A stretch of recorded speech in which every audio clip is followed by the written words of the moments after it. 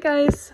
For the discussion this week, we are talking about play and how that affects coping. Play helps children with their self-regulation, which affects their coping skills.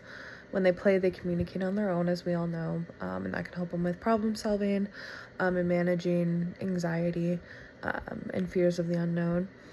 If we can normalize these medical needs that impact families, it can help them when they're older and going through medical treatments. It can also help them if they're going through medical treatments when they're young as well.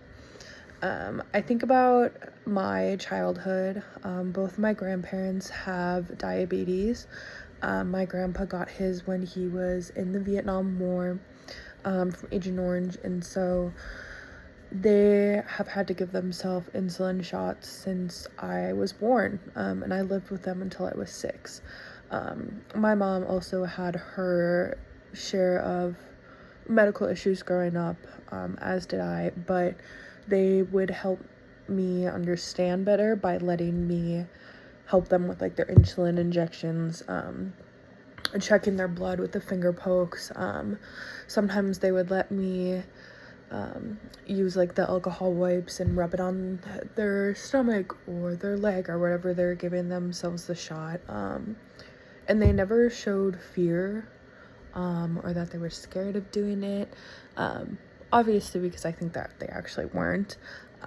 If you have to give yourself shots, I mean, as an adult, eventually you get used to it. But them just explaining that to me really helped me understand what was going on, and I was never scared of shots growing up, and I think that that has a lot to do with it. If I wasn't exposed to that, I have really bad anxiety, so I'm sure that I would have been terrified every time I went to the doctor and had to get a shot. But when I would go with my mom, she'd be like, it's just like what grandma and papa have to do every day or every other day, or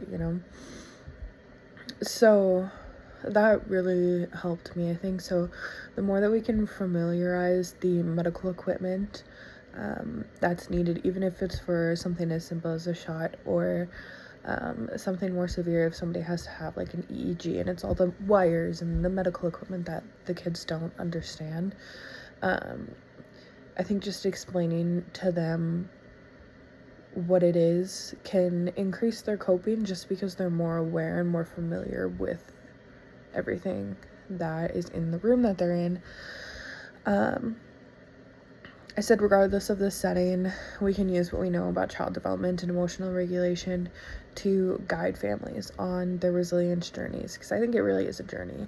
I don't think that any one particular family just has a bunch of resilience just going in. I think it takes time. It takes going through different like medical procedures, different medical processes, even if it's not something medical, just going through grief, it can help families be resilient.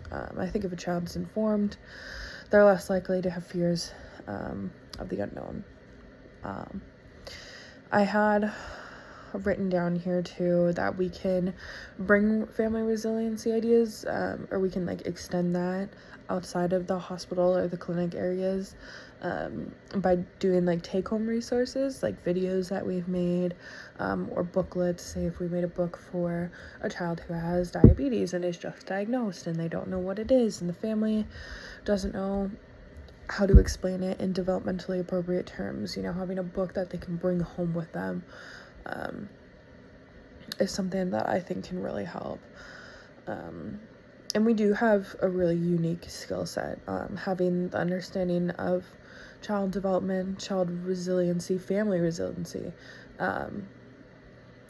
is great, and I think that will really help us as we get into our fields, regardless of the setting that we're in. Even if we're in an advocacy center or inside of a school, having those skills I think will be really, really good and really important to our future careers.